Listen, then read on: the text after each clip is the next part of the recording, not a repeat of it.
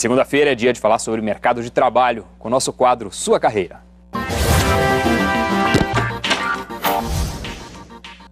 Qual é o perfil mais desejado pelos recrutadores? Em tempos de mercado de trabalho competitivo, não basta saber um idioma fluente, ter um título de MBA e outros cursos, não. É importante desenvolver uma habilidade profissional para se manter no mercado. E tem gente que leva isso muito a sério. Em 15 anos de profissão, Marcelo nunca ficou um só dia desempregado. O primeiro trabalho foi numa indústria química, mas logo passou por bancos e se aventurou pelo varejo. Ele nunca passou mais de 3 anos e meio numa mesma companhia. Depois de ter passado por 6 empresas, sempre atuando na mesma área, mas com focos diferentes, o Marcelo resolveu encarar um novo desafio e abrir o próprio negócio. Só que 2 anos depois de ser sócio de uma corretora de seguros, ele resolveu voltar para o mercado de trabalho novamente como funcionário. Marcelo, muita gente tem dificuldade justamente nesses momentos de transição. Como é que você garantiu uma vaga? Na realidade, eu acho que o importante é sempre manter seus relacionamentos ativos, não se preocupar só no momento de necessidade. E outro aspecto importante que eu sempre observo é desenvolver o networking, onde as pessoas conhecem você, conhecem seu trabalho e tua qualidade. E nada de confundir networking com netbeer, que é quando os colegas de trabalho se reúnem para aquela cervejinha depois do expediente. Eu vejo que muitas vezes tem pessoas que se preocupam muito com o relacionamento, mas ficam devendo aí na parte de entrega, de compromisso, comprometimento, etc. Então, ele é convidado para tomar uma cerveja, mas as pessoas não têm confiança de indicar para uma nova oportunidade. E se este jovem veterano puder deixar um recado? Eu sempre procurei relacionar capacitação, competência, o caráter com um bom relacionamento. E deu certo. E para falar sobre como desenvolver sua habilidade profissional para conseguir um novo emprego, a gente recebe a vice-presidente da DMRH e da Companhia de Talentos, Maíra Bimurad. Boa noite. Bom, Doni, boa noite. Seja muito bem-vinda. Maíra, em 2003, de acordo com dados do IBGE, o tempo médio necessário para que o trabalhador pudesse buscar uma nova oportunidade e se recolocar estava em 17,8 semanas. Em 2012, 12,4. Passou de 17,8 para 12,4. O que melhorou foi a empregabilidade ou o apetite das empresas? Acho que o número de empregos buscando pessoas qualificadas aumentou. Isso fez com que tivesse de verdade mais oportunidades no mercado de trabalho. E acho que, de certa forma, a empregabilidade das pessoas melhorou, no sentido de que cada vez as pessoas buscam mais especializações, pós-graduação, curso de idiomas, enfim. Acho que a população está ficando, sim, o mercado de trabalho mais educado, vamos dizer assim. Então, acho que é uma coisa com a outra. Qual é o conceito de empregabilidade? Acho que o melhor jeito de descrever mais simples é quando a sua experiência, o seu currículo, a sua bagagem profissional é querida pelo mercado.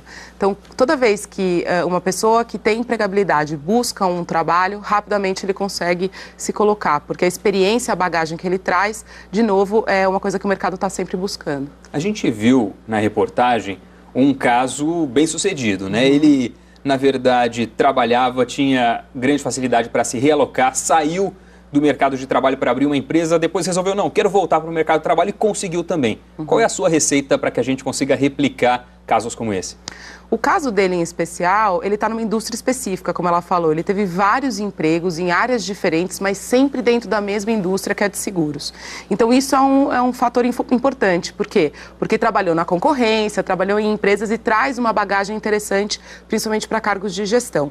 Agora, de maneira geral, se a gente quiser dar uma recomendação para todo mundo, eu acho que, claro, ter um currículo atualizado, e não só o papel, né, o documento atualizado, eu digo, mostrar que você está atual, ou seja, que você fez cursos recentemente, que você foi a seminários, congressos recentemente, mostra que o quê? Que você está atualizado no seu campo de atuação. E acho que tem um fator que é super importante, que eu vou chamar de uma competência, que acho que todo mundo, toda empresa quer. Em tempos em que a única constante é a mudança, né? Ter profissionais que se adaptam a realidades diferentes, ou seja, trabalharam com equipes diferentes, em contextos diferentes, com chefes diferentes, tudo isso é uma competência que o mercado está sempre buscando. Não existe um risco de você mudar excessivamente de emprego e isso contar negativamente, não com essa ótica positiva que você está mencionando agora? Certamente, esse é um ótimo ponto. Então, toda vez que a gente olha uma pessoa que fica no máximo 1 ano, 1 ano e meio, 2 anos e já muda de emprego, isso é uma questão, porque de verdade o que acaba acontecendo? Uma pessoa que não fica no mínimo 2 anos, 2 anos e meio num trabalho, tem dificuldade de cumprir um ciclo, né? Você precisa de minimamente 3 a 4, 5 meses para se inteirar do que está acontecendo. Mais pelo menos 1 ano para conseguir de fato fazer um trabalho. E pelo menos mais 1 ano para viver a consequência daquilo que você fez. Então eu entendo que menos do que 2 anos, 2 anos e meio num trabalho é realmente muito pouco tempo. O que acaba acontecendo muitas vezes, e isso está cada vez mais comum, a gente já falou aqui inclusive de recrutamento interno, é as pessoas terem vários empregos dentro do mesmo empregador, ou seja, mudar de área, sem necessariamente ser promovido, ou seja, ou começa lá na área de marketing, tem uma experiência em logística e por aí vai. Maíra, hoje, pelo que você percebe no mercado de trabalho, nos profissionais, qual tem sido a tendência? O pessoal está procurando mais aquela vaga em função da estabilidade, muitas vezes no setor público, porque aqui eu nunca vou ser demitido, ou eles estão investindo na sua própria empregabilidade, na capacitação para que possa trabalhar em empresas que de fato demitem, mas quando não demitem pagam bem?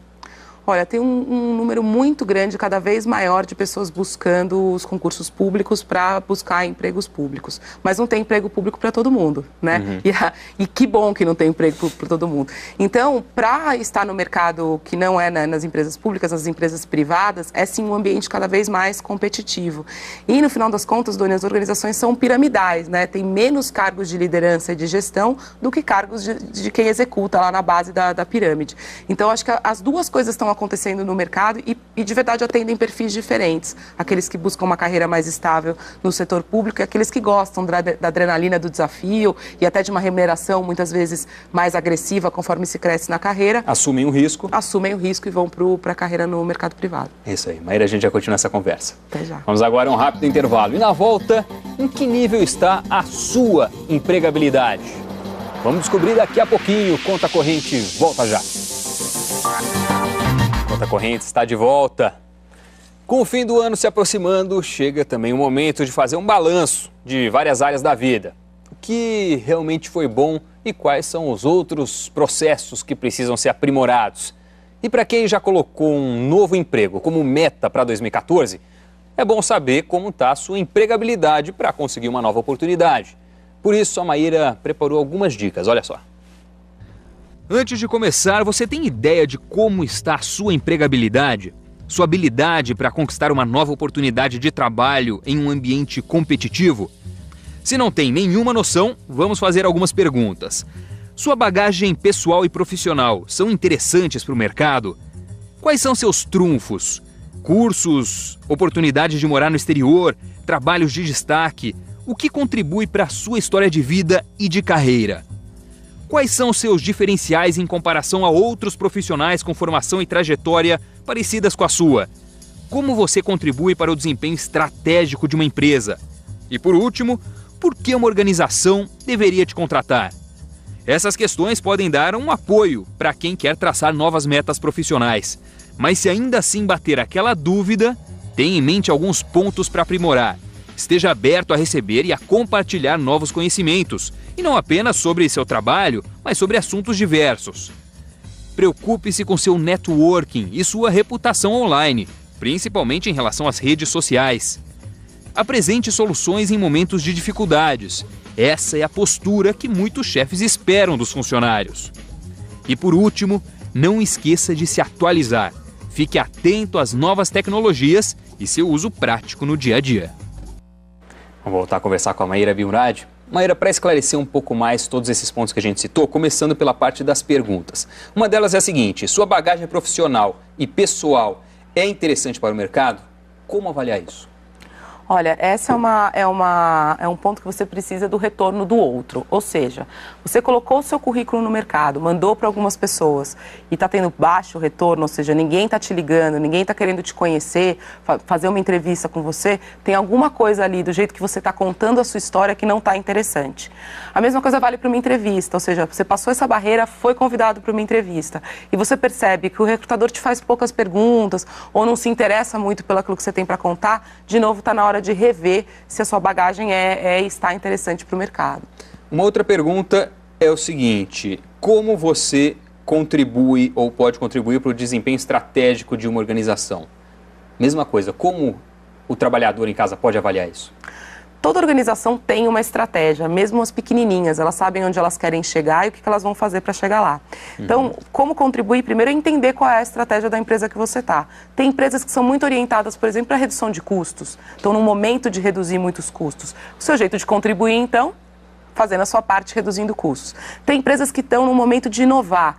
Então, a estratégia delas é se diferenciar por inovação, por novos produtos, novas competências. Aí, o jeito de contribuir é criando, inovando no jeito que você faz o seu trabalho. Então, o primeiro ponto é entender qual é a estratégia da organização que você está. E aí, entender como é que você pode fazer a sua parte. E mesmo em qualquer posição, em qualquer lugar da organização, todo e qualquer pessoa pode contribuir para a estratégia. Mas primeiro tem que saber qual é ela. Claro.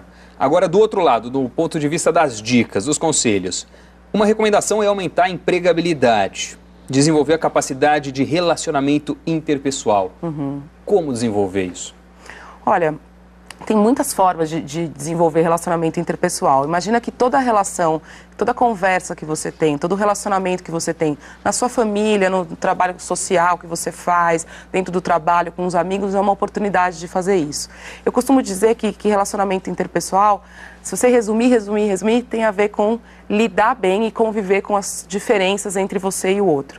Então, toda oportunidade que você tiver de conviver com pessoas diferentes de você, né, e aprender com isso, ou seja, ganhar repertório de como lidar com o diferente, é uma forma de desenvolver relacionamento interpessoal. Vale com a mulher, com o filho, com o vizinho, enfim.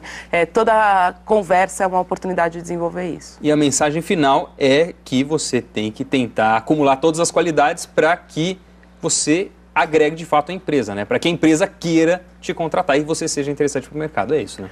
É isso, e saber o que você quer, porque muitas vezes você tem um monte de competências, um monte de habilidades, chega na hora de uma entrevista, você não tem objetivo, e aí o recrutador fica inseguro de te dar aquela oportunidade. É verdade, Maíra.